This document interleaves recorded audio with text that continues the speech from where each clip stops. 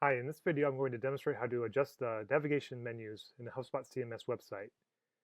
So when you're editing the page, if you hover over the top of the page where the navigation menu is, you'll see this green rectangle. And what that is saying that this is global content and that when you edit this content, it applies to all of the pages that are using that theme. So I'm going to hover over that until it turns orange and click on it. And then open in Global Content Editor. And then if you see here, you can scroll down, you see the content that was there before is kind of grayed out. That's kind of showing you that that's in a different area. And what you're editing right now is this header navigation. And so what I recommend doing is clicking on this icon here for the contents. And you can see specifically what is inside of this header file. So we have a website header module. So I'm going to click on that. And you'll see there's some setting options for how this is going to be laid out. In this case, I want to have the logo left, and you can adjust your logo here. But what I want to do is adjust this menu. So if I click on this menu drop down, you'll see this menu selection, Growth Theme Demo Nav, and I'm going to click on Edit. And this is going to take you into the global navigation menu settings. And this can also be found inside your site settings by clicking on this gear. And if you scroll down, it's under Content Navigation Menus. And so this is generally only admins or people who have access to edit global content can make these changes. And that's kind of why it's buried in these settings. That way any page editor or creator can just go ahead and adjust the menu. It has to be done by someone with the right access. And that's just a way to just keep it more secure.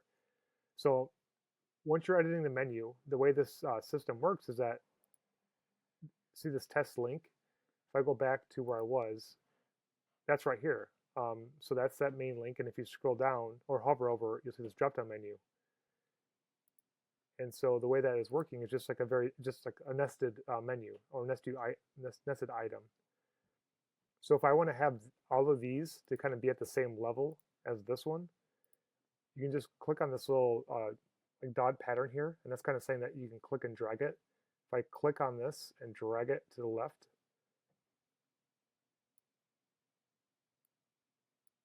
you'll see that blue line there. Should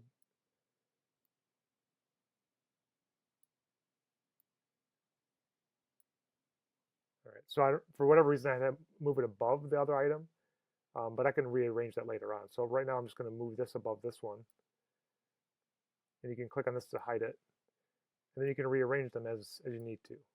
So I'm going to do test link 1, test link 2, test link 3, save. If I go back to this and refresh, you'll see test link 1, 2, and 3. And so let's say I want to have a drop-down menu below this one. You could go Actions, Head Child Item Below. So click on that. And so that's adding a link. And you have these options where you can select a page, or you can also change the link type. You can replace it with the item without a link. Sometimes you just want to use it as a subheader. You can have a URL parameter. This isn't used very often, so I would just avoid that. Or if you have an external link, maybe to a web portal or something like that, you could use this as URL link there. So in this case, I just want to use one of my pages I already have. Let's say blog, and then type the name here, blog, and hit save. And if I go back here and refresh, we should see that under the drop-down menu. But see, this, since I'm editing the global header, you might have to hit preview to open it in the window. And there it is, the drop-down menu. So once you have your menu saved, which is here, the next step is you have to publish it to all of your pages that are currently using that theme. So if I refresh, I guess not. So I was wrong in that case. If you make a change to this menu, it's going to apply automatically to all of your pages because it's inherited or ingested into this template file. But if I adjust this logo, that's when I'll have to republish it again. So let's say if I change the height to 8, or the width to 80 and apply. And then you'll see this button turn orange. And if I publish, you'll see once I go back to my page, all that work that I just did is now available to be viewed in that page editor. So I have the not so wide logo and also this new navigation menu. So that is probably why they have this kind of locked down, because if you make a change to this menu, it's going to auto apply to your entire site that's using this menu. So as you can see, it's pretty easy to adjust those navigation menus and add drop downs as you need and rearrange them as needed. If you have any questions about this or any of these things that I showed in this video, let me know in the comments. Thank you.